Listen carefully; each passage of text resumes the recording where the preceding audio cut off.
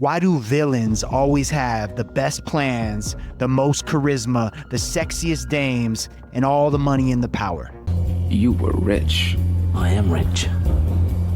Seriously fucking rich. Let's break it down. In this video, we're gonna break down that the key to success is to think like a villain. And no, I'm not talking about the evil parts. I'm talking about the charisma, the confidence, and the relentless pursuit to live life on your own fucking terms. Villains are the ultimate status symbol of power and influence. And in this video, I'm gonna show you how to channel that energy so you can become unstoppable. How to have unshakable conviction like Thanos, or how to have ruthless efficiency like Frank Underwood. We're gonna talk about how to eradicate neediness, how to have a mission, and how to build your fucking empire. Let's get into it. The number one success trait of a villain is having a mission. This country, you gotta make the money first. Then when you get the money, you get the power. Then when you get the power, then you get the war. A villain without a mission is like a man without balls. It just doesn't work. You gotta have a relentless pursuit. Like Michael Corleone from The Godfather. It's not just about reaching goals, it's about a lifelong legacy that commands respect. Everybody out? I don't feel I have to wipe everybody out, Tom. Just my enemies, that's all. A clear mission attracts people like a magnet. I know it's true in my life. As soon as I stopped chasing money and focused on my mission, that's when I started really building my business and taking my community to the next level. You gotta define your mission. You gotta ask yourself, what are you willing to fight for? What are you willing to die for? And then make sure everything you do aligns with that mission. Ladies and gentlemen, welcome to the Gold Summit. You're all gonna be proud to say you were here tonight, all of you. The second success trait of a villain that you gotta master is to crush neediness, because neediness kills influence. Look at Tony Montana from Scarface, for example. He's like the master of independence. He doesn't beg. He doesn't chase for anything. I never fucked anybody over in my life. Didn't have it coming. You got that? So you gotta kill that desperation because people could smell it on you. And you gotta be self-reliant. Don't rely on anyone. Don't let yourself get attached to anything you are not willing to walk out on in 30 seconds flat if you feel the heat around the corner. I see people do this in business all the time. They come off needy, they come off desperate, and it causes them to lose deals. Instead, you gotta cultivate detachment so you can be cold and calculated. To cultivate your inner villain, you gotta set boundaries. These are non-negotiables. Tell your men they work for me now. That way you could build up your self-worth so you don't gotta rely on anyone or any kind of public validation. All right, number 3 is pay yourself first. Villains always invest in themselves. Like Gordon Gekko from Wall Street, he always says, greed is good. Greed, for lack of a better word, is good. It's not about being selfish, it's about strategy. You should put your time and money and energy into building your empire.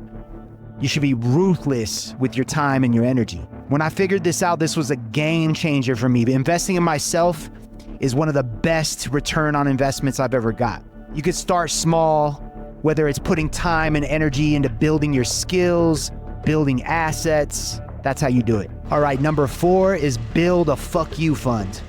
Every villain has a stash, has a fuck you fund that he saves up.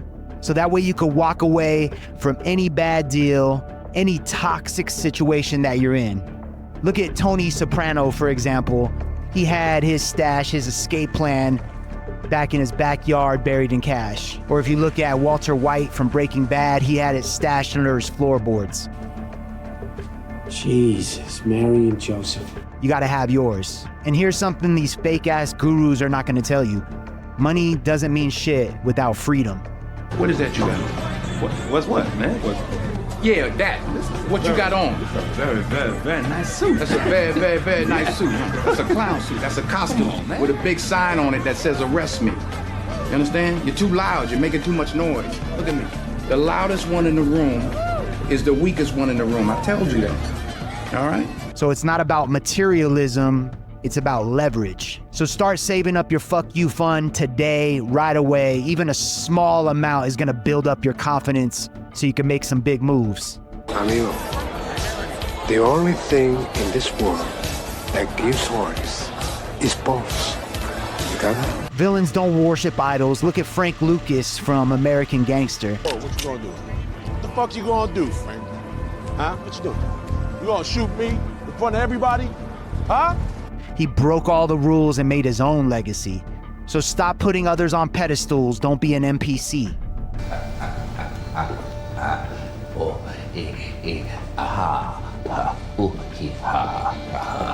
I thought my jokes were bad. Why follow the rules if the game is rigged anyway? Make your own. Don't get me wrong, you gotta respect others. You could stand on the shoulders of giants, but don't bow down. Forge your own path. Stand as an equal. Number 6, you gotta kill the nice guy. So let me clue you in. I am not in danger, Skylar. I am the danger. Nice guys get no respect. Villains are decisive and calculated, and they don't seek other people's approval.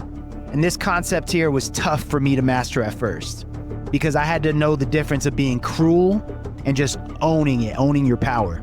At the end of the day, you gotta draw a line in the sand and decide what you will and what you won't tolerate. Number 7, be ruthless with your time. Villains understand that time is your most valuable asset. You gotta spot all the things in your life that waste your time, and you gotta kill, you gotta slay the time vampires.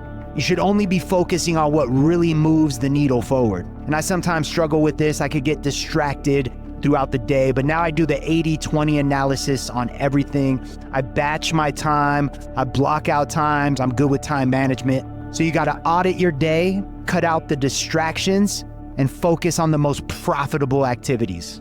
Number 8, ignore the herd. Villains don't lose sleep over other people's opinions. A wolf doesn't lose sleep over the opinion of sheep. Look at the Joker, for example. He trusts his instincts. He doesn't give a fuck about other people's opinions or public validation. So trusting your gut and tuning out all the haters is a skill that we all need to master. You gotta build mental armor. Yeah, you can't listen to the sheep, but you gotta know the difference between constructive criticism and some bullshit that's coming from a hater. Number 9, you gotta master patience. Patience is a villain's deadliest weapon. Look at the Count of Monte Cristo. He spent years plotting his revenge, and it finally paid off. You gotta play the long game. Rushing leads to mistakes. Remember that slow is smooth and smooth is fast. So start small, practice patience daily, and you're gonna see how it improves your strategy. So villains succeed because they're confident, they're focused, and they're strategic. And that's not evil, that's essential to winning at life. So if this video lit a fire under your ass, you should start cultivating your villain mindset today. And if you're a real one, like and subscribe, and leave a comment down below with your favorite villain trait. All right, motherfuckers, let's get to work.